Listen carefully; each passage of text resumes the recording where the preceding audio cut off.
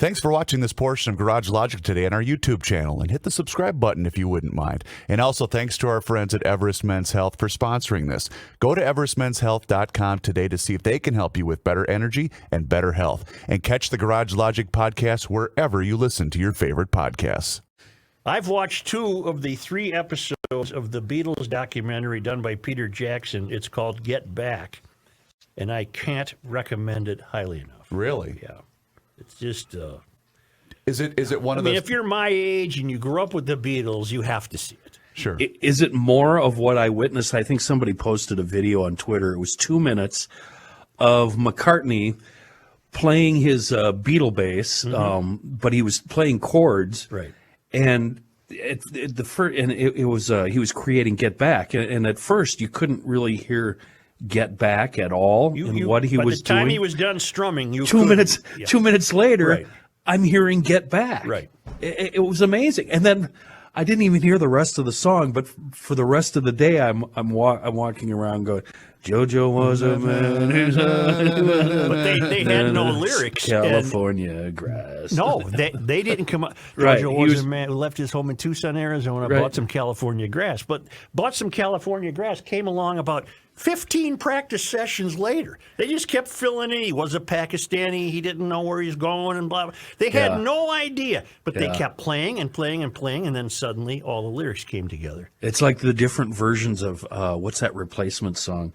There's like Can't 5. Hardly Wait? Yeah, there's like 5 different versions of that song out. It's really interesting, the metamorphosis that a song will go through until it finally is recorded and released. One of your biggest critiques with documentaries is, I didn't learn anything. Is that part of why you like it so much?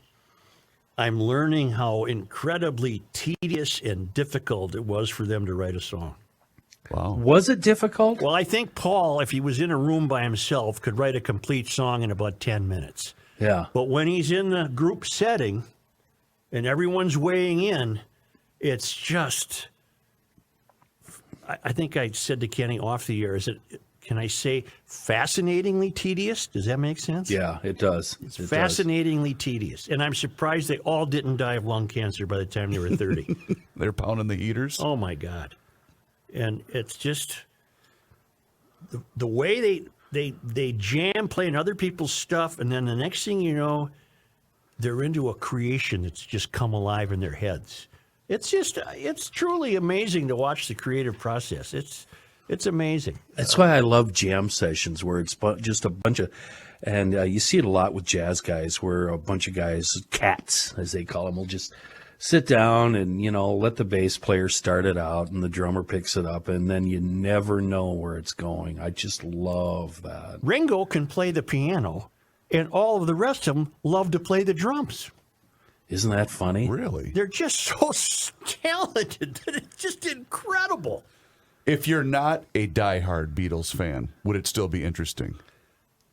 Oh, if you're not a diehard Beatles fan, I don't know why you'd waste the 6 or 7 hours. Oh, okay. You have to admit, drummers are the dumbest people on earth, right? Well, you learn that Ringo was a hardworking, loyal, on time, very agreeable, very support. They all love each other. There's no doubt about that. Let me finish this up. Yeah. You drummers, you're dum-dums. That's right. But that has got to be the hardest instrument to play. How the hell do you use all of your limbs at the same time doing different beats? Kenny. That is just, that's amazing to me. Kenny, I think that's why I got kicked out. So. But my kid has a set of drums, and I used to dink around on it from time to time. I can do like a hi-hat snare for about 30 seconds, but if you add in the kick drum, it's all over. Right. And then the fills, like at the end of a verse, Right. I got no shot at any of McCartney's that. a wonderful drummer. I don't know, for dumb guys, they sure are brilliant. Oh, man. Just amazing. Truly amazing. And if John Haidt would insist that Yoko Ono did not break up the Beatles, and I'm seeing no evidence of that in this documentary, but I find her without any class or awareness at all. She's at Lennon's side 24 hours a day, 365 days a year. And to me, she's just intruding on their forsomeness. Well, and they talk about it. when he's not around. But they're not mean about it. They just say, look, apparently he needs this and we're not going to do anything about it. Mm-hmm. But God, she's a pain in the ass. Just amazing. A lot of things you can't say when somebody's loved one is there in the room with you. You can't be as authentic, yes. Yeah. But she made it so awkward, I think. Yeah. You do learn in this documentary that George quit. He left the band. He said, see you around the clubs, boys, and he just left. And then they had to talk him back into returning, and he had some... Did that stem from the fact that he wanted to write songs, and they just said, yeah, you're adorable, sit in the corner? I think it stemmed from some resentment of Paul clearly being the arranger of the songs. And George ultimately made some demands and returned. Again, if you're my age, it's a no-brainer to watch this. Sure. Because I'm reliving everything I remember about them. I don't know the answer to this question I'm going to ask. Is George considered in that band the lead guitarist? Yes. John Lennon is a rhythm guitar player. Okay. Yeah. All right. But also very talented. They handed him a dobro.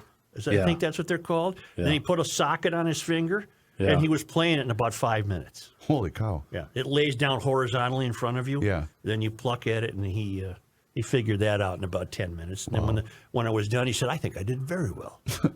They're a funny. dobro or just a steel guitar? Steel guitar, probably. And it was kind of a new to them all. They all stood around, looked at it, and went, "Oh, wow, look at this thing. What's all this? What's all this?" But they're decent human beings. For example, very little profanity, which I only note because you would think there would be a lot of it in that situation. And that, I guess, puts us down a couple pegs. Yeah, it's just, and to think they were all in their 20s. Yeah. Their career was very short. Right. So the whole reason for recording this, why do they have all this tape? There was going to be a documentary film. It was going to be a film that did become a film called Let It Be, but it wasn't a very good film. And then this Peter Jackson, who directed the Lord of the Rings trilogy, I think he's a New Zealander.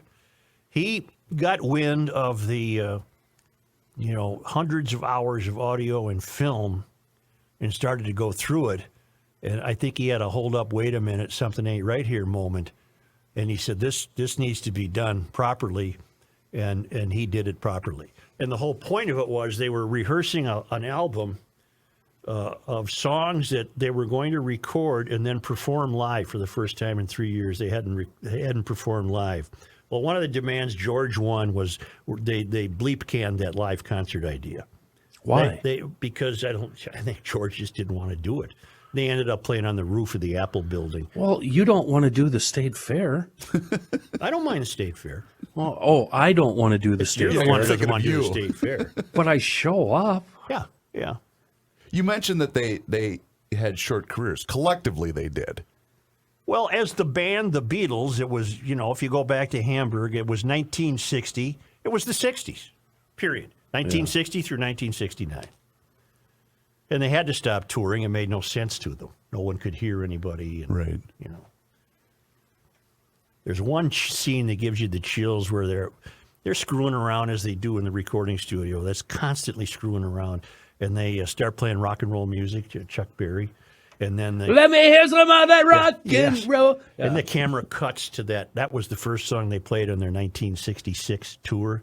So you get that version live while they're doing it again in the studio. Oh, cool. It's just so bleeping cool. I can't stand it. Cool. I just think it was so cool.